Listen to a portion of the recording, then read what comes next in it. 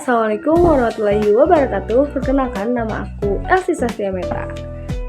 Pernah gak sih kalian dengar kalimat gak ada orang yang bisa dipidana atau dihukum kalau belum ada undang-undangnya? Itu namanya adalah asas legalitas. Tapi tahu gak sih, di Indonesia ini asas legalitas ini yang mempunyai dua sisi, yaitu legalitas formal dan legalitas material. Yuk kita bedah mengenai penjelasan umum asas legalitas. Asas legalitas itu jantungnya hukum pidana. Intinya hukum gak boleh berlaku surut dan harus tertulis. Tujuannya apa? Biar negara enggak sewenang-wenang. Jadi sebelum pemerintah bilang perbuatan kita itu salah, mereka harus bikin aturannya terlebih dahulu secara tertulis di undang-undang. Nah, perbedaan mengenai formal dan material, asas legalitas formal ini yang kita pakai secara kaku dan tertulis. Perbuatan baru dianggap tindak pidana kalau sudah ada di undang-undang tertulis. Kalau nggak tertulis di KUHP ya nggak bisa dihukum. Titik fokusnya adalah kepastian hukum.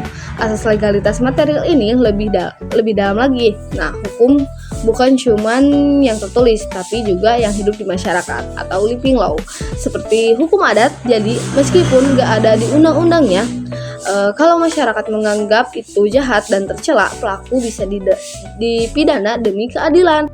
Masalahnya begini, kalau kita terlalu mengejar legalitas material, di mana batas kepastian hukumnya?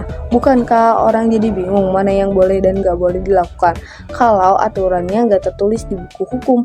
Apalagi jika dikaitkan dengan KUHP. Di Indonesia, prosedur acara pidana itu sangat formal. Surat dakwaan harus merujuk pada pasal tertentu. Jika kita memakai legalitas material, dasar hukum untuk menahan atau menyita barang bukti sering dipertanyakan karena pasalnya bersifat hukum adat atau tidak tertulis secara spesifik. Contoh nyata ada di KUHP Nasional Undang-Undang Nomor 1 Tahun 2023. Indonesia mulai mencoba menggabungkan keduanya. Di pasal 2 kita mengakui hukum yang hidup di masyarakat.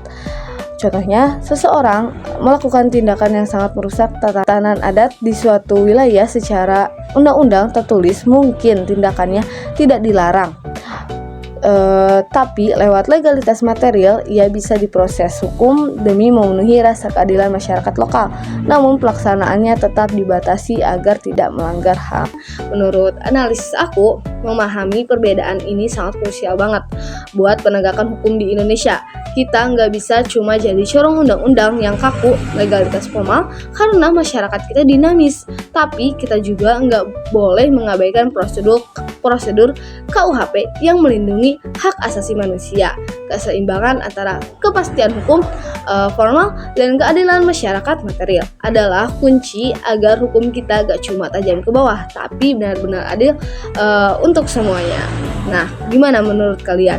Lebih setuju hukum yang tertulis atau hukum yang mengikuti norma masyarakat? Wassalamualaikum warahmatullahi wabarakatuh. Terima kasih sudah menonton.